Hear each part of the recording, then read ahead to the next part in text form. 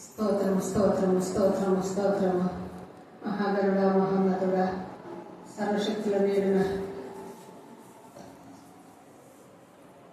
సర్వశక్తుల నేడు నివసించేవాడ గొప్పదేవ ఆయన జ్ఞాపకం చేసుకొని మరి రాలేనేమో అనుకున్నాను, కానీ ఆయన ఈ సన్నిధిని తీసుకొని వచ్చినావు. అది వారు వచ్చేసరికి ఎందుకు సాతాను ఎంతగానో శోధిస్తుందో తండ్రి జ్ఞాపకం చేసుకోండి అయ్యా. సాతాను నుంచి నన్ను దూరపరచండి.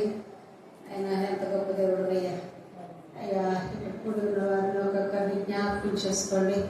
పేరు పేరు చొప్పున దీవించండి, ఆశ్రవదించండి. వారి అవసరతలు తీర్చిపెట్టండి తండ్రి నాయన. అయ్యా నాయన సమయం సద్వినియోగం చేసుకునే భాగ్యం దయచేయండి అయ్యా.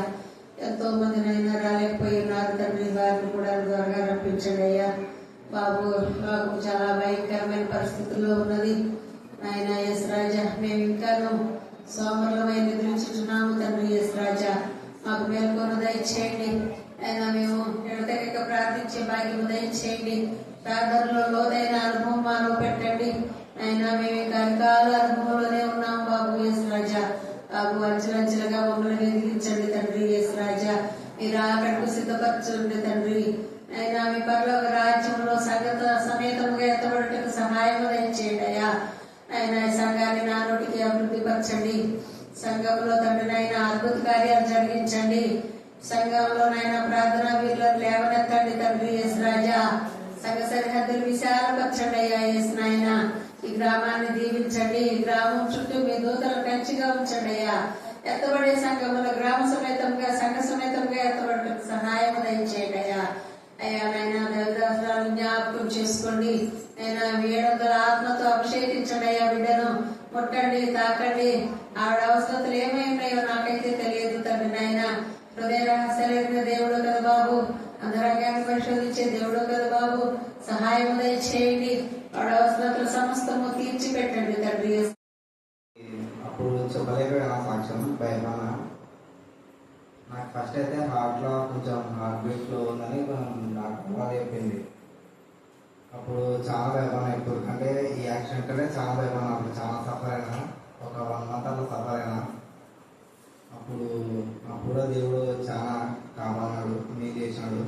నెక్స్ట్ టైం తర్వాత మళ్ళీ కన్ను కొంచెం దెబ్బ తగిలితే అప్పుడు కూడా చాలా భయపడినా. అప్పుడు కాపాడినాడు. ఇప్పుడు కూడా ఇంత లోకానుసారం నచ్చినా దేవుడు నాతోనే ఉండి దాన్ని కాపాడినందుకు దేవునికి ఉన్నారు. నా కోసం ప్రేర్ చేసిన కన్నుకు ఉన్నారు. దేవుడి సాక్ష్యాన్ని దీనికి ఆచరిస్తున్నారు. అలాగే మేడగాడు కూడా ఉన్నారు. నా కోసం చాలా సమయం కేటాయించి కన్నుకు వచ్చి మరి నన్ను చూసి నా కోసం వచ్చినారు. మేడగాడు కూడా ఉన్నారు. దేవుడి సాక్ష్యాన్ని దీనికి ఆచరిస్తున్నారు. ఆమె పరిశుద్ధంగా దీని మార్గంలో నడుచులాగా మీకు కృపాంశాన్ని దాచేయండి. వారి జీవితాన్ని మీరే స్థిరపరిచి బలపరచమని ప్రార్థిస్తున్నా. దేవనాథని ఇంత శ్రేష్టమైన లేఖన భాగాలు మీరు మాకు అందించినందుకు మీకు ఎంతగానో వందనాలు స్తోత్రం చెల్లించుకుంటున్నాం. వాక్యం బయట వెళ్తున్నప్పుడు ఆత్మీయ మానసిక శారీరక రుగ్మత నుంచి విడిపించమని ప్రార్థిస్తున్నాం. వాక్యంగా మార్చే దేవా నీకే స్తోత్రం, నీకే స్తోత్రం, నీకే స్తోత్రం, నీకే స్తోత్రం, నీకే స్తోత్రం. ఎవరు ఎంత ఎక్కువగా వాక్యం విన్నారో, ఎంత ఎక్కువగా వాక్యం చదివారో, ఎంత కంఠం చేశారో, ఏ విధానంలో నీ వాక్యానుసారంగా జీవించారో వారందరి జీవితాలు నా ప్రభా నానానికి మీరు బలార్థం చేసి స్థిరపరిచి బలపరిచి ఘనమైన విజయాన్ని మీరు ఇస్తున్నారు. అందుకు మేము స్తుతిస్తున్నాం. దేవా మీకే స్తోత్రం, మీకే స్తోత్రం, మీకే స్తోత్రం, మీకే స్తోత్రం, మీకే స్తోత్రం. మనుషాత్మ అపవిత్రాత్మ ఏ సమయంలో గర్తించి పాత్రలుగా అందుకు మీకు వందనాలు స్తోత్రం చెల్లిస్తున్నాం. దేవెక్కడ ఎవరి పిల్లలందరూ కూడా క్రీస్తు సాక్షులుగా, క్రీస్తు కవితగా, క్రీస్తు ప్రతినిధులుగా, దేవా క్రీస్తు సైనికులుగా నా ప్రభావంతలే దేవా నీకు ఇష్టమైనటువంటి శిష్యులుగా తయారు కావడానికి మీకు కృపాంశాన్ని దాచడానికి ప్రార్థిస్తున్నాం. దేవా కరుణాపీఠంలో మాత్రమే దేవా చేరిన ప్రతి బిడ్డను బట్టి మేము స్తుతిస్తూ మనుషాత్మ అపవిత్రాత్మ గర్తించి పాత్రలుగా బంధించమని వాక్యం ద్వారా బలపరచని, వాక్యం ద్వారా స్థిరపరచని, వాక్యం ద్వారా శారీరక బలహీనతలను కొట్టివేయమని ప్రార్థిస్తున్నాం.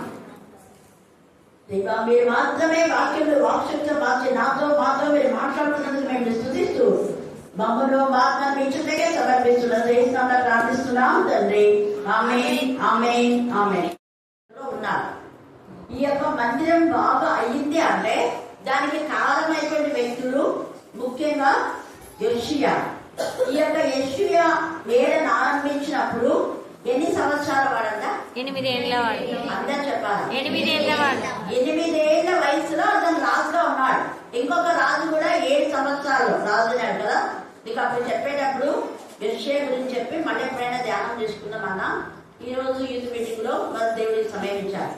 యవ్వన బిడ్డలు తమ యవ్వన జీవితాన్ని దేవునికి పరిశుద్ధంగా, దేవునికి ఇష్టమైన ఇంపైన శ్వాస యాగంగా చేయబడాలి అంటే బాల్య వయసులోనే దేవుని ఎంతో భయభక్తి కలిగి ఉండాలి. అందుకని చిన్న పిల్లలకు ఇప్పుడే పునాది వాక్యం ఎంతగా చెప్తున్నారు. అక్కడ కూడా 7 సంవత్సరాల రాజుంటే మంతడే మరి ఆ యొక్క కుమారుడు యోవాషుని చెప్తే 7 సంవత్సరాలకే బైబుల్ గ్రంథాన్ని పట్టుకొని ఆయన వస్తారు. అప్పటికే ఆయన దైవికంగా పెంచుంటారు.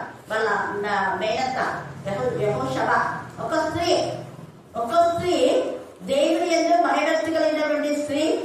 తర్వాత యాజకుని యొక్క భార్య మరి ఈ యొక్క అతన్ని అందరినీ చంపుతున్న సమయంలో ఆ కుమారుడు చనిపోకుండా దేవుని మందిరంలో దాచిపెట్టి మరి ఒక పని మనిషి ద్వారా అతన్ని వాక్యంలో రోజు వచ్చి సరిచేసి వాక్యంలో పెంచి 7వ సంవత్సరంలో అతని రాజుగా అనౌన్స్ చేస్తారు.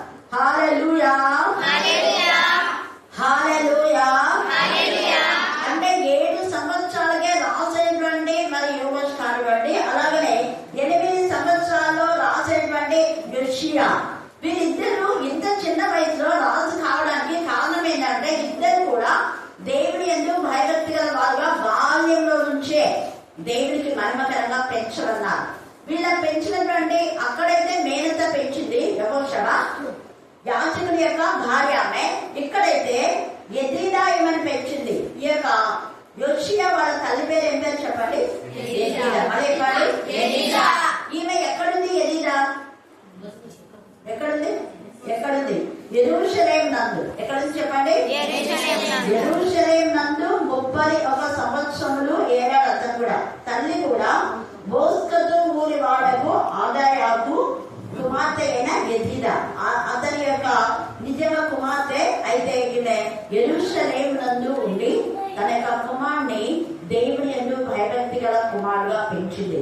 ఈ యొక్క మనం చూస్తే బోస్కతు ఊరు అనేది ఆ యెరూషలేము ప్రాంతాలకు చెందిందే. హల్లెలూయా, హల్లెలూయా.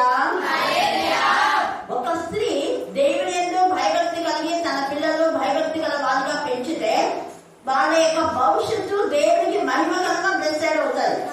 అది మనం ఈ రోజు నేర్చుకోవాల్సిన సత్యం. కానీ ఏ తల్లి అయితే తన పిల్లలను సరైన మార్గంలో పెంచదో ఆ తల్లిని దేవుడు లెక్క అడుగుతాడు. ఆ పిల్లలు కూడా మరి దేవునికి మహిమకరంగా పెరగాక దేవునికి విరోధమైన విధానంలో పాపము చేస్తాలో ఉండడమే కాకుండా వాళ్ళొక్కడే పాడగారు, వాళ్ళతో కూడా అనేక మంది పాడు చేసేస్తారు. లేఖన భాగంలో యెరోబాము తాను పాపమే చేయడం కాకుండా పాపము చేయడానికి ఇశ్రాయేలును ప్రేరేపింప చేస్తాడు. నీచమైనటువంటి వ్యక్తిత్వం. అలాగే చాలా మంది ఉన్నారు. వాళ్ళు పాపం చేయడమే కాకుండా వేరే వాళ్ళు పాపం చేయడానికి కారకులు. అలాగనే వాళ్ళ పిల్లలు తప్పు చేయడమే కాకుండా వేరే వాళ్ళని తప్పులో నడిపించి వీధులను, కుటుంబాలను, సమాజంలో, పట్టణంలో, దేశాలను పాడు చేసే తల్లులకు భయంకరమైన శిక్ష, వాళ్ళ పిల్లలకు కూడా భయంకరమైన శిక్ష. మనం ఎన్ని చూస్తున్నాం అసలు. రోజు ఎన్ని న్యూస్లు అంటే ఆ ధర్మస్థలిలో నిజంగా ఆ నీచులను ఏ తల్లి పెంచిందో తెలీదు. దాదాపు 500 మంది, ఫస్ట్ 100 అన్నారు, తర్వాత 500 అన్నారు, తర్వాత 1000 ఉన్నారు అన్నారు. 1000 మంది ఆడపిల్లను పాడు చేసి చంపి పడేస్తున్నారు. అక్కడ ఎంత నీచమైన వ్యక్తి. అలాగా వాళ్ళకి అంత నీచమైన ఆలోచన రావడానికి కారణం తల్లులే.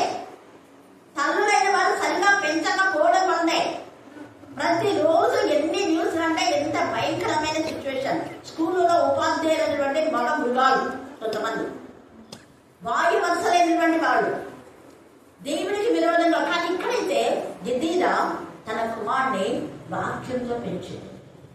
ఆ కుమారుడికి ఎప్పుడు కూర్చున్నా, పడుకున్నా, లేచినా దేవుడి గురించి ఆ తపన తృష్ణ ఉంది. అందుకని 8 సంవత్సరాల్లో రాజు అయితే 12 సంవత్సరాల్లో అతను ఏం చేశాడు చూడండి. 12వ ఏట దాన్ని చూస్తే దేవుడి మందిరాన్ని బాగు చేయడానికి అతను ఉపక్రమిస్తాడు. దీని తర్వాత 2వ దినవృత్తాంతంలో 34 5వ వచనం 4-5 వచనాలు. 2వ దినవృత్తాంతములు 34 4-5 వచనాలు. అతను చూచుచుండగా జనులు బయలు దేవతలను చూడండి, బలిపీఠాలన్నీ పడగొట్టేశాడు. సూర్య దేవత విగ్రహాలన్నీ కూడా అతని ఆజ్ఞ చొప్పున. ఎవరి ఆజ్ఞ? యోషియా రాజు యొక్క ఆజ్ఞ చొప్పున. ఇంత చిన్న వయసులో రోషం వచ్చేసింది. 12వ ఏటనే దేవాలయమును బాగు చేయడానికి ఆయన ఇష్టపడుతున్నాడు. తర్వాత 18వ సంవత్సరంలో ఇంకా ఏం చేసినాడు? అవన్నీ ముందు శుద్ధి చేశాడు. దేవాలయంలో ఫస్ట్ పవిత్రపరిచాడు. దేవునికి విరోధంగా ఉన్నవన్నీ కూడా 12వ ఏట అన్నింటినీ పడగొట్టేశారు. దేవుని మందిరంలో దేవునికి విరోధంగా ఏదైతే చేశారో వాటన్నిటిని పడగొట్టేశారు. పడగొట్టేసి పవిత్ర పరచిన తర్వాత 18వ ఏట ఏం చేస్తున్నా అంటే దేవుని మందిరంలో ఏదైతే శుద్ధిమైపోయిందో దాన్ని కట్టడానికి. ఇప్పుడు 2వ రాజు 22:3 వచనం చదవండి. రాజైన యోషియా ఏలుబడిలో 18వ సంవత్సరమందు మెషుల్లముకు పుట్టిన అజల్యా కుమారుడు శాస్త్రీయులైన షాఫానును యెహోవా మందిరమునకు పొమ్మని చెప్పి రాజు అతనితో ఈలాగు సెలవిచ్చారు. చూడండి, వీళ్ళందరూ కూడా దేవుని యొక్క భయభక్తి గల వాళ్ళ. వీళ్ళ తల్లులు దేవుని భయభక్తులను పెంచారు. ఈ ప్రధాన యాజకుడు కూడా రాజు యొక్క మాటలకు విధేయత చూపుతున్నాడు. తర్వాత ఏమన్నాడు? హిల్కియా యుద్ధకు పోయి ద్వారపాలకులు జనుల యుద్ధను వసూలు చేసినటువంటి యెహోవా మందిరంలో ఉంచిన రొక్కము అంటే ప్రజలతో వసూలు చేసిన డబ్బులు దేవుని యొక్క మందిరం ఇష్టానుసారంగా మిస్యూజ్ చేయకూడదు. ఇక్కడ దేవాలయంలో వసూలు చేసిన దీనిని దేనికి వాడుతున్నారు అంటే చింతితమైపోయిన దానికి చూసుకున్నారు. అంతేగాని ఎక్స్ట్రా ఖర్చు పెట్టి మొత్తం అంతా లైట్లు అంట వంటకి అంతా డెకరేషన్ చేసి దానికి 1,00,000 అంట. కొంతమంది చెప్తుంటారు. అనౌన్స్ మనం చూస్తున్నాం కదా, 1,00,000 అయింది అలంకరణ అని. అవి మనం 4 రోజులు పెట్టారు. అలా చేయమని ఇక్కడ లేదు వాక్యంలో. ఏ సంఘమైనా కట్టబడలేకపోతే వాళ్ళకి ఇవ్వాలి. సంఘం కట్టడానికి శిథిలమైపోయిన, ఇక్కడ తేలిక రాయబడింది, శిథిలమైపోయిన కట్టండి అంటే బాగలేని బాగు చేయమంటే బాగున్న వాళ్ళకి ఇష్టాలు చేసి దేవుని డబ్బునంతా ఇష్టాలు చాలు. అక్కడ ఖర్చు అయ్యేది 1,00,000 అయితే 2,00,000 రాసింది. 50,000 అయితే 1,00,000. దేవుడు ఊరుకోడు. వీళ్ళైతే న్యాయంగా ఎంత వసూలైతే అంతా కూడా వాళ్ళకి ఇచ్చేస్తున్నారు. చూడండి ఎంత చక్కగా. వాళ్ళే అదే అంటే ఆ డబ్బు ఖర్చు చేస్తున్నారా? లేదు. ఎవరికి ఇచ్చినారు అక్కడ? చూడండి, బాగు చేయడానికి 5వ వచనంలో ఇదంతా కూడా బాగు చేయడమే యెహోవా మందిరం పని చేయు కూలి వారికి వారు దానిని ఇవ్వమన్నారు. పని చేసే కూలి వారికి ఇచ్చినారా? ఖజానాదారులకు ఇచ్చినారా? ఎవరికి ఇచ్చినాడు చెప్పండి? అందరూ చెప్పాలా? పని చెప్పాలా? పని చెప్పాలా? ఇస్తారా? సంఘాల్లో పనిచేసే వాళ్ళకి ఇస్తారా? వాళ్ళు ఏదైనా తేడా చూసే అన్ని వాళ్ళనేమో లెక్కలు అడుగుతారు పనులను, వీళ్ళు మాత్రం లెక్కలు పడతారు. చూడండి, కూలి వారికి దాన్ని ఇవ్వవలను. బండ్ల వారికి, శిల్పకారులకు, కాసే పని వారికి, మందిరమును బాగు చేయటమే రాళ్ళుండేవి, చెక్కిన రాళ్ళునేవి కొనుటకును ఇయ్యవలనని తెలియజెప్పును. రాజు ఎంత తేడాగా మాట్లాడుతున్నాడు, వాళ్ళకి ఇచ్చేసేది అని. ఈ వాక్యం చూస్తే మన రాజ్యాంగాలు కొంతమంది అంటే ఒకప్పుడు సర్పంచుల పాలనలో ఉండేది. వాళ్ళే ట్యాక్సెస్ ఇచ్చేవాళ్ళు. ఎంత భయంకరంగా జరిగినాయి ట్యాక్సెస్. వాళ్ళకి ఏం తెలిసి ఏం తెలియదు. ఎడ్యుకేషన్ డిపార్ట్మెంట్లో ఉండే వాళ్ళకి ఎవరు ఎక్కడ ఏం చేయాలి. తర్వాత అందరు కూడా ఉన్నప్పుడు డిఈఓ ఇప్పుడు చేస్తున్నారు. లేకపోతే అప్పుడంతా కూడా జెడ్పీటీసీ మెంబర్స్. ఎవరికి పడితే వాళ్ళకు అధికారం అంతా మిస్యూజ్ అవుతారు. అలాగే చేయలేదు. ఇక్కడ ఒక క్రమాన్ని ఏర్పాటు చేస్తున్నారు. వసూలు చేసిన అమౌంట్ను ఏదైతే దేవుడి మందిరం శిథిలమైపోయిందో అది బాగు చేయాలి. ఇంకా ఎక్కడన్నా మందిరాలు కట్టబడకుండా వాళ్లకు ఇవ్వాలి. అది దేవుని ఈ నామం పేట వసూలు చేయబడినటువంటి కానుక. ఇంకా వేరే కానుకలు వేరే విధానంలో వాడొచ్చని కూడా వాక్యంలో ఉంది. 18 సంవత్సరాల్లోనే దేవుని మందిరం గురించి ఎంత తపన యోషియాకు ఉంది. మరి ఇక్కడ మనలో 18 సంవత్సరాలకు నీకు ఏ తపన ఉంది? ఇది యెహోవా మందిరం. ఈ రాత్రి దేవుడు నీ హృదయం అనే మందిరం గురించి మాట్లాడుతున్నాడు. అలాగనే నువ్వు ఎక్కడ ప్రాంతంలో ఉన్నా ఆ మందిరం గురించి మాట్లాడుతున్నాడు. అలాగనే మీ ఇల్లే దేవుడికి ఒక మందిరం అయిపోవాలి. మరి మీ ఇల్లును దేవుడికి మందిరంగా తయారు చేస్తున్నారు. మీ ఇంట్లో శిథిలం అయిపోయిన వాళ్ళు, మీ ఇంట్లో రక్షణ లేని వాళ్ళు, మీరు ఇంట్లో దేవుడికి విరోధంగా ఉన్న వాళ్ళను బాగు చేస్తున్నామా? వాళ్ళ వయసు నుంచి 8 సంవత్సరాల్లోనే దేవుని ఎందుకు భయభక్తి కలిగి ధర్మశాస్త్రం పట్ల ఆసక్తి, తపన, తృష్ణ కలిగిన వాడిగా ఎదిగా పెంచింది. ఒక స్త్రీ పెంపకంలో ఇంతమంది రాజులు, ఇంత మంచి రాజు వచ్చాడు కాబట్టి అంతకు ముందున్న రాజులు మందిరాన్ని పాడు చేస్తే ఇంత చిన్న వయసులో ఉన్న ఈ యోషియా మందిరం బాగు చేశాడు. అంతమంది ఉన్నటువంటి రాజులు దేవునికి విరోధమైనటువంటి ప్రజలను వాళ్ళు పెట్టుకున్నారు, వాళ్ళకి ఇష్టమైన వాళ్ళు. ఇక్కడైతే నిజంగా ఈ యాజకుడు కూడా మంచి యాజకుడు. హల్లెలూయా, హల్లెలూయా, హల్లెలూయా. ఈ యాజకుడు ఎలాంటి యాజకుడు అంటే దేవుడికి భయపడి లోబడేటువంటి యాజకుడు. ఈ యాజకుడు, ఈ శాస్త్రులు దేవుడికి లోబడేవాడు. నాకంతా తెలిసే నువ్వేది మాకు చెప్పేది అనే రకాలు కాదు. ఒక స్త్రీ ఈ యొక్క చిన్న వయసులోనే తన రాజును దేవుడి ఏదో భయభక్తి గల వాళ్ళగా పెంచి తయారు చేయడం ద్వారా మందిరము శుద్ధి చేయబడింది, మందిరం పవిత్రపరచబడింది. మందిరంలో ఉన్న అపవిత్రాన్ని తీసేశారు. వాళ్ళు అపవిత్రాన్ని పెట్టుకోలేదు. అపవిత్రులు ఉంటే మందిరం అపవిత్రమైపోతారు. మన హృదయంలో కూడా అపవిత్రమైనది ఏదైనా ఉంటే దాన్ని తీసేసాయి. సలోమోనే చెప్పింది, పనికిరాని కొమ్మలు ఏం చేయాలంట? పని చెప్పాలా? పనికిరాని కొమ్మలు, కలుపు మొక్కలు తీసేస్తేనే మొక్క ఎదిగేది. నీ బ్రతుకు ఆత్మీయంగా బలపడాలంటే పనికిరాని వాటిని తీసేసేది. పనికిరాని వాళ్ళని పక్కన పెట్టుకుంటే వాళ్ళ కళ్ళకు కలకలాంటి వాళ్ళు ఉంటారు, పళ్ళకు పులుసు లాంటి వాళ్ళు ఉంటారు. అంటే నువ్వు పళ్ళ పుల్ల ఉండే తిందామా? తినలేదు. కళ్ళ కలకుండే చూడగలుగుతామా? చూడలేదు. వాక్యంలో సరైనది మనం ధ్యానం చేయలేము. ఆశ్చర్యమైన సంగతులు వాక్యంలో మనం కనుగోలేము. ఈ యొక్క యోషియా ఒక స్త్రీ పెంచిన పెంపకంలో ఆ మందిరం, ఆమె పెంపకాన్ని బట్టి, ఆ మంచి రాజుని బట్టి చెడ్డ రాజులందరూ కూడా మందిరాన్ని పాడు చేశారు. వాళ్ళంతా మళ్ళీ 30 సంవత్సరాలకు 20 సంవత్సరాలకు ఏమైనటువంటి రాజులు. కానీ ఇంత చిన్న వయసులో యెహోషువ నిజంగా యోషియా దేవుడికి మహిమకరంగా ఈ యొక్క మందిరం గురించి తపన, తృష్ణ కలిగి ఉంది. కారణం వాళ్ళమ్మ బేస్ అది మంచి పునాది కొడుకుకి వేసింది తల్లి. తర్వాత ఇంకొకటి మనం చూస్తే ఈ యొక్క 2వ రాజులు 34లో అక్కడ పురుందా అనే ఒక ప్రవక్తి దగ్గరికి పొమ్మని చెప్తారు. 22వ వచనం చదవండి. 34:22. 2వ రాజు కాదు, 2వ దినవృత్తాంతములు 34. అప్పుడు హిల్కీయాను రాజు నియమించిన వారు సంగతిని గురించి విచారణ చేయటకై హర్హుషుకు పుట్టిన తిక్వ కుమారును వస్త్రశాలకు పై విచారణకర్తలకు శర్మ యొక్క భార్య అయిన హుల్దాను చూడండి.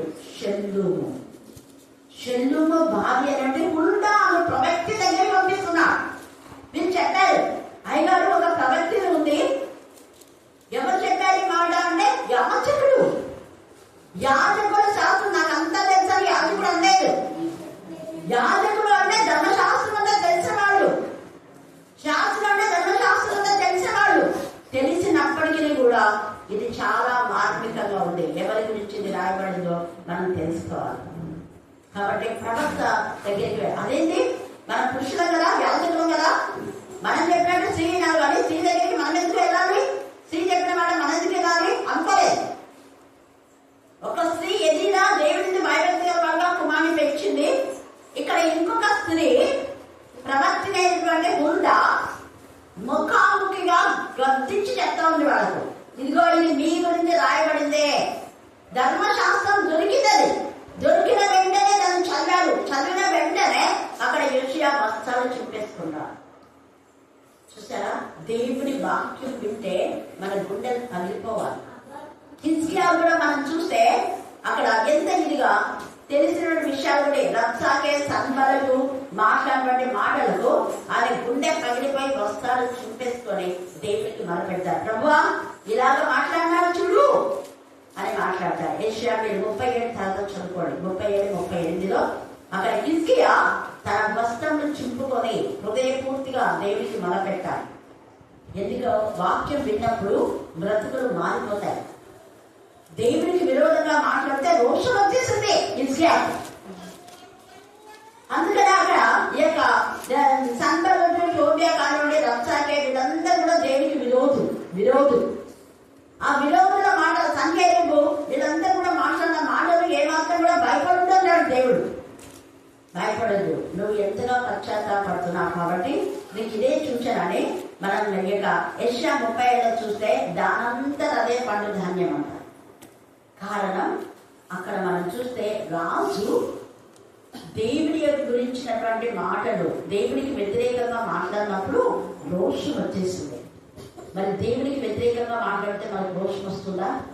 దేవుడి పిల్లలు వ్యతిరేకంగా మాట్లాడితే మనకు రోషం వస్తుందా? వాళ్ళు మాట్లాడిన మాటలన్నీ వాళ్ళు రాసిన మాటలన్నీ దేవుడి మందిరంలో పెట్టి అక్కడ హిజ్కియా చదువుతాడు. దేవా వాళ్ళు ఎలా రాశారు చూడు, ఎలా రాసి పంపించారో చూడు. వాళ్ళ దేవుడిని వినండా, మీరు మోసపోతుందండి. హిజ్కియా చెప్పినట్టు వినొద్దు. మనల్ని కూడా అట్లా అంటారు, సల్మక్క చెప్పినట్టు వినొద్దండి, మేము చెప్పినట్టు వినండి అని అట్లనే అంటాడు. వాళ్ళు మోసపోవద్దు అంటారు, కానీ వాళ్ళు అంటాడు మోసగించేవాడు వాడే. అందుకే వాళ్ళ ముక్కు గాలం వేసి వాడు వచ్చిన తర్వాత వాళ్ళని పంపిస్తానంటాడు. దేవుడు ఊరుకోడు, దేవుడికి రోషం వచ్చేస్తుంది. అక్కడ మనం చూడండి చదివినట్లయితే 37 యెషయా 37:4 చూడండి. జీవం గల దేవుడి దూషించుటకై అశ్షూరు రాజైన తన యజమానుని చేత పంపబడిన రబ్షాకే పలికిన మాటలు నీ దేవుడైన యెహోవా ఒకవేళ ఆలకించి నీ దేవుడైన యెహోవాకు వినబడి ఉన్న ఆ మాటను బట్టి ఆయన అశ్షూరు రాజును గద్దించునేమో. కాబట్టి నిలిచిన శేషం కొరకు నువ్వు ఎక్కువగా ప్రార్థన చేయము. అది ప్రవక్త చెప్తున్నా. ఏం కావాలని భయపడద్దు, ధైర్యపరుస్తున్నా.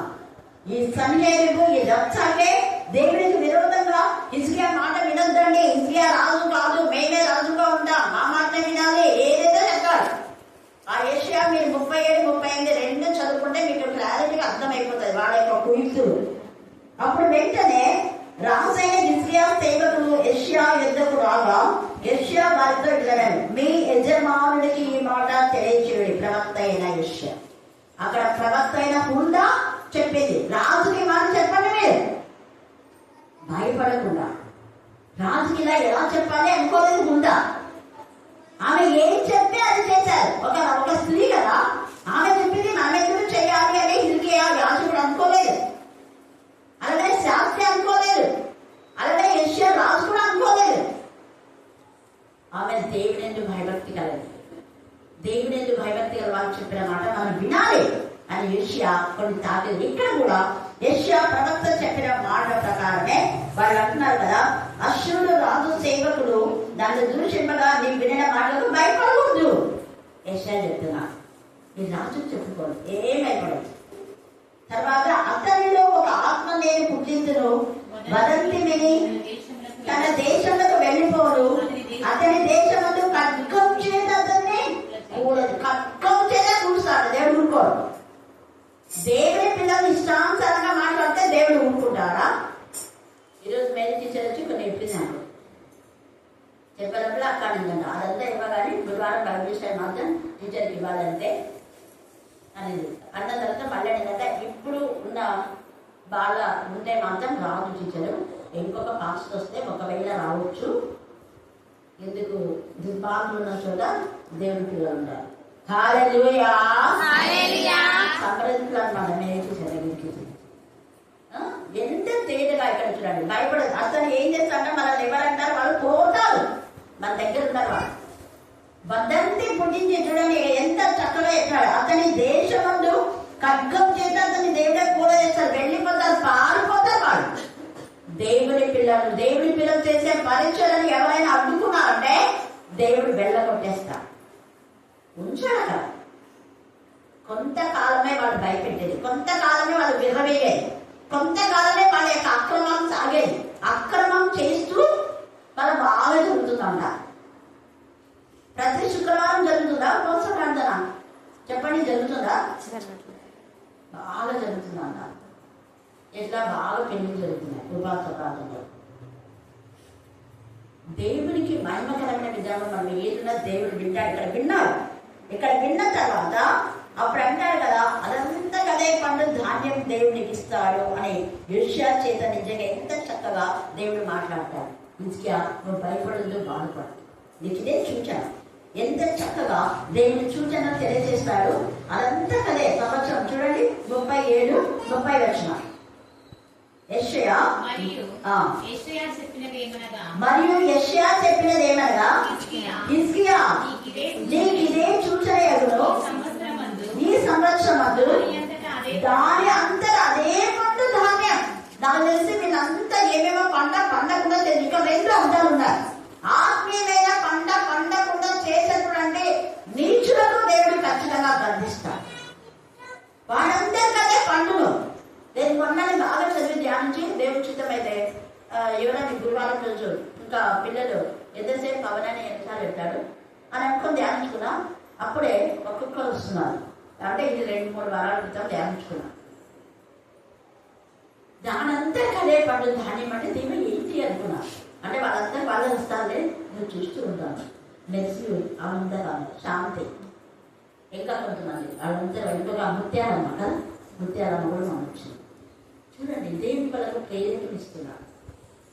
వాళ్ళంతా వాళ్ళు చేస్తారు. ఎందుకు? ఆత్మ ప్రేరేపణ, శాంతి ప్రార్థన చేస్తుంది.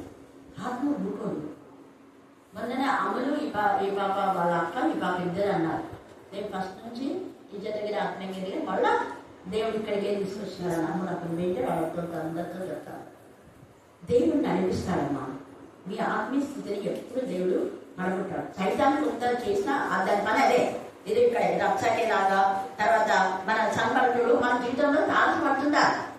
వాళ్ళ దానికి భయపడి కొంతమంది రాజులు దేవుని విరోధమైన వాళ్ళతో సహవాసం చేశారు. కానీ ఇంటికి అలా చేయలేదు. నీకు నేను వత్తాసు పలకాను. నువ్వు ఏ విధంగా నాకు రంకెలు చెప్తున్నావో నీ ముక్కు 29వ వచనం చూడండి. నా మీద నీ వేయి రంకెలు నీవు చేసిన కలహములు నా చెవులలో చొచ్చెను. నా గాలం నీ ముక్కులకు తగిలించెదను. నా కలం నీ నోటిలో పెట్టి నిన్ను మళ్లించెదను.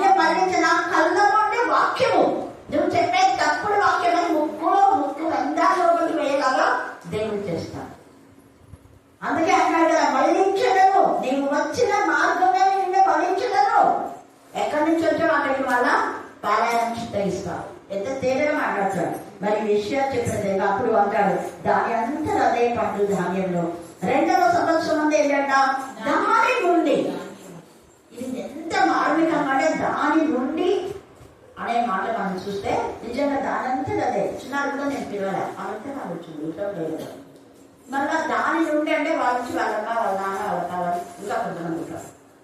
చూడండి, వాళ్ళ నుంచి దాని నుండి ఇది ఆత్మీయంగా ఉంది. మీ జీవితంలో కూడా దానంతా కదా మీ పంటలు పండుతాయి. దిగులు చేయదాన్ని మీ పొలంలో పంటల నుంచి దిగులు చేయదు. ఈ రాత్రి వాగ్దానం సుధరించుకోండి.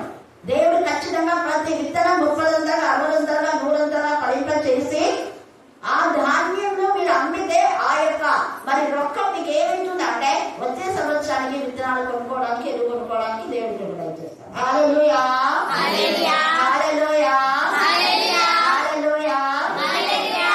నమ్ముడని వాళ్ళైతే నమ్మువానికి సమస్తము. అక్క కూడా చెప్పిందంట, ఆమెకు అక్కడున్న వాళ్ళకే సాయం చేస్తానంటే అవును ఇక్కడ వాళ్ళకే చేస్తాను నేను అంటే అక్కడ నేను కూడా చాలాసార్లు సాయం చేయాలనుకుంటా, నేను చేయలేను. కానీ దేవుడు నన్ను కృప ఇచ్చాడు కాబట్టి చేస్తుంది సాయం. నేనన్నా అక్క వేసుకుంటే 12 గంపలు ఎవరికి ఇచ్చినాడు అక్క అన్న, శిష్యులకు ఇచ్చినాడండి. ఎందుకు ఇచ్చినాడు శిష్యులకు? వాళ్ళ ఎంతమంది ఉన్నారు వాళ్ళకి ఇచ్చు కదా. మీకు అందరికీ ఎందుకు ఇచ్చినాడు? 50 ఎకరాలు అప్పుడంతా పైసలు ఎందుకు ఇచ్చినాడు? మీకంటే పేదలు లేరా? అక్కడ చికారాలు కూడా అప్పుడు ఉంది. బిజినెస్ ఉన్నప్పుడు ఉన్నారు వాళ్ళ. మేము చిన్నగా ఉన్నప్పుడు కూడా వస్తుంది అనుకుని అంటే బంగారుపేట వాళ్ళు కొంత అక్కడక్కడ ఉండి మా మేడం వాళ్ళు ఇక్కడ ఉన్నారని వస్తాను ఇళ్ళ దగ్గరికి. ఎందుకు నేను చెప్తున్నాను అంటే దేవుని ఏ విధానంలో చేస్తాడో అలాగే చేస్తారు. ఎవరికి వాళ్ళకి ఇప్పిస్తారు. అన్యులకు తినడానికి లేదు. 12 గంపలు వాళ్ళకి ఇచ్చే బదులు ఇద్దరు గంప తీసుకొని 6 గంపలు మీరు తీసుకోకుండా అంతమందికి ఇవ్వచ్చు కదా. పిల్లలతో ఎంతమంది ఉంటారు ఇవాళ. హల్లెలూయా హల్లెలూయా హల్లెలూయా. అక్కడి నుంచి అన్న వాళ్ళకి సిగ్గుపోయింది ఊపేపోయినాడు. తర్వాత చూడండి ఎంత చక్కగా ఇక్కడ. అందుకే అంటాడు ఇక్కడ ఆ ధాన్యం అంట 2వ సంవత్సరమందు దాని నుండి కలుగు ధాన్యంలో మీరు భుజిద్దురు. 3వ సంవత్సరం మీరు విత్తనము విత్తి చేరుకోయిద్రు. అన్ని దేవుడి దానంతనే పండుతుంది, మళ్ళీ వింటుంది. మీరు ఎప్పుడు మళ్ళీ వింటుతారు. 3వ సంవత్సరం అందు కష్టపడతారు. ఎంత చక్కగా వస్తారు. అందుకే సలహా చెప్పేటప్పుడు నువ్వు సమస్త జనం కంటే ఒక్కరి కాదు, ఎందుకంటే సమస్త జనం కంటే ఎవరైనా దేవుడికి కాదు, అందరికీ ఇస్తాడు. వాకు ఒక్కరికి ఇద్దరికి కాదు. బ్లెస్ చేస్తాడు దేవుడు, రిసీవ్ చేస్తాడు. ఇక్కడ హిజ్కియా ఆ యొక్క ఆశీర్వాదాన్ని పొందుకున్నాం. అందుకనే దేవుడు 15 సంవత్సరాలు ఆయుష్ ఇచ్చించి బహుగా ఆశీర్వాదం. కారణం ఒకటే, హిజ్కియా కూడా బాల్య వయసులో నుంచే దేవుడు ఎందుకు భయభక్తి గల వాడుకున్నాడు. ఎవరుడు తన ఎవరిని చూడటానికి దేవుడికి సమర్పించాడు. హిజ్కియా తల్లి దేవుడిని భయభక్తి గల తల్లిగా పెంచితే హిజ్కియా. అందుకనే హిజ్కియా కూడా దేవుడు దావీదు ఏ విధానంలో యథార్థంగా దేవుడిని భయభక్తి గల వాడుగా ఉండి చెడుతలను విసర్జించాడు, అలాగే అతను ఉన్నాడు. అందుకనే ప్రార్థన చేశాడు, దైవ నేను ఎలా ఉన్నా నా హృదయం మీకు తెలుసు కదా, నన్ను జ్ఞాపకం చేసుకో తండ్రి అంటాడు. బాగా ఆశీర్వదించి 15 సంవత్సరాలు దేవుడు ఆయుష్ పెంచితే అప్పుడు గర్విస్తాడు. అప్పుడు వస్తుంది ఆయన గర్వం. ఆ గర్వానికి దేవుడు కొంచెం కోపలిస్తాడు. ఇలాంటి కాల సమయంలో ఎవరి చూద్దాం దేవుడికి సమర్పించు, నేను ఎలా బ్లెస్ చేస్తాడో ఇదంతా అదంతా పండడానికి కారణం ఏంటంటే దేవుడి యొక్క ఆశీర్వాదం. నువ్వు మౌనంగా దేవుడి విషయంలో మౌనంగా ఉండుట అంటే శుద్ధి చెల్లించే. నువ్వు కేవలం దేవ పాడ ఎంత చక్కగా నా రోజు అందరూ వస్తే పాడించాను అనుకోండి, విత్తనం మెరగకపోతే కదా అది ఫలించాలి. ఎంత చక్కగా శ్రమ పొందితేనే కిరీటం. ఎంత అర్థం ఉంది అసలు ఆ పాటలో. అది నిజంగా పాట ఎవరు పాడినా మనం అర్థం చూడాలి. ఊకే పెద్దగా ఎవరో పాడుతున్నారో మాకెందుకు అనుకుంటారు. ఆ పాట అర్థం మన జీవితంలో కూడా మనం అనుభవించుకోవాలి. ఇక్కడ హిజ్కియా గుండె పగిలి విరిగిపోయింది. ఆయన హృదయం విరిగి నలిగిన హృదయం దేవుడికి ఇష్టమైన బలియాలు. ఎడ్లను వధించిన కంటే విరిగిన హృదయం దేవుడికి ఎంత ఇష్టమో. నువ్వు విరిగి నలిగిన హృదయంతో దేవుడికి మొరపెట్టు, దేవుడు ఖచ్చితంగా నీ ప్రార్థన విన్నాడు. ఇక్కడ హిజ్కియా ప్రార్థన దేవుడు విన్నాడు. యోషియా కూడా బట్టలు చింపుకొని వస్త్రాలు చింపుకుంటా. అది వింటేనే ధర్మశాస్త్రం ఇలాగ రాయడం. ఇదంతా చదవడానికి టైం లేదు కాబట్టి నేను టైంకు మరి ఇది వాక్యం ముగిస్తాను కాబట్టి మీరు చదువుకోండి. 2వ రాజులు 22, 23 చదువుకోండి. 2వ దిన వృత్తాంతంలో 34, 35 చదువుకుంటే తేటగా అలాగనే ఇక్కడ యెషయా 37వ అధ్యాయం 38. ఈ 3 వ్యక్తుల గురించి మీరు చూసుకోవాలి. దేవుడు ఎంత అక్కడ మనం చూస్తే స్త్రీల యొక్క పాత్ర ఎక్కువ ఉంది. ఒక స్త్రీ ఇక్కడ నిజంగా ఉందా ప్రవక్తిని చెప్పిన మాటలకు వాళ్ళు లోబడి మందిరంలో బాగు చేసి తర్వాత దేవునికి భయపడతారు. కాబట్టి అంటాడు దేవుడు, నీ కాలంలో ఇది జరగదని చెప్పండి రాజుకు. ప్రవక్త చెప్తారు, నీ కాలంలో జరగని విషయం నువ్వు అయిపోయిన తర్వాత జరుగుతుంది, కీడు వాళ్ళకి వస్తుంది అని చెప్తారు. కాబట్టి సమయమందు ఎవరైతే దేవునికి భయపడి లోపడతారో మన జీవితంలో ఇలాంటి కీడు జరగదు. ఈ ముగ్గురివి అదే సేమ్. హిజ్కియాకైనా తర్వాత యెషీకైనా యోవాషు కూడా దేవుడు హెచ్చరిక చేసినప్పుడు హెచ్చరికను ఎవరైతే మరి స్వీకరిస్తారో వాళ్ళ జీవితంలో కీడు రాదు. అలాగనే రాహబు కూడా గుండె పగిలిపోయింది దేవుడి వాక్యం విన్నప్పుడు. తన ఇంటి వారందరికీ రక్షణ వచ్చింది. పగిలిన హృదయంతో దేవుడి ప్రార్థన చేయండి. దేవుడు మన ప్రార్థన వింటారు. మన జన జీవితాలు దేవుడు కాబట్టి 8 సంవత్సరాలలోనే ఎంత ఆత్మల భారం విషయం. యోవాషు 7 సంవత్సరాలు. హిజ్కియా మరి తన యవ్వన జీవితంలో దేవుడికి సమర్పించారు. అందుకనే దానంతటదే పండింది.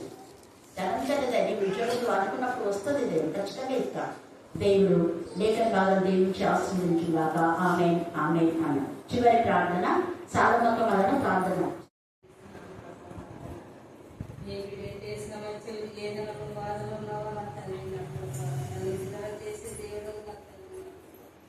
నాయన నా ప్రభా నా తండ్రి నైనా మాలో గర్వపడే మనసు ప్రభా తగ్గింపు స్వభావంలో నేను స్థితి భాగ్యాన్ని దయచేసి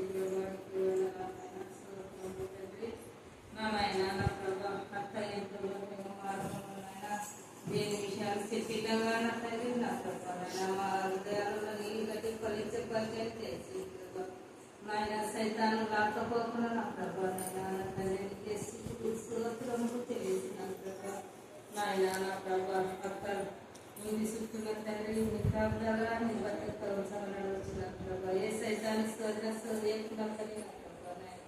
నువ్వేం నెట్లో మాట్లాడి మేము పరిచే దేవుడు మాట్లాడానికి స్వస్థము ప్రభా స్వస్థము తండ్రి ఏ బిడ్డకైతే సమస్తము జరిగిన దేవానికి స్వస్థము ఆయన నీకు అనేకమైన స్థితులు స్వస్థము చెల్లిస్తున్నాను తండ్రి ఆయన సమస్యలని తీర్చగల దేవుడు నాయన నా ప్రభా నాయనానికి స్వస్థము చెల్లిస్తున్నాను తండ్రి నాయన ఏది ఇచ్చినామో నీ తీర్చలేదు నా ప్రభా నా తండ్రికి స్వస్థము ప్రభా నా తండ్రి ప్రతి దేవనండి నాయన నీ కృపలో భద్రపరచామని అడుగుతున్నాను ప్రభా నా తండ్రికి స్వస్థము నాయన స్వస్థము ప్రభా నా నాయన నా ప్రభా నీ మందనంతటి నాయన నీ కాగలవంతులకు నీ కృపని దేవుని కుమ్మరించమని అడుగుతున్నాను ప్రభా నాయన శుక్రవారం జరిగే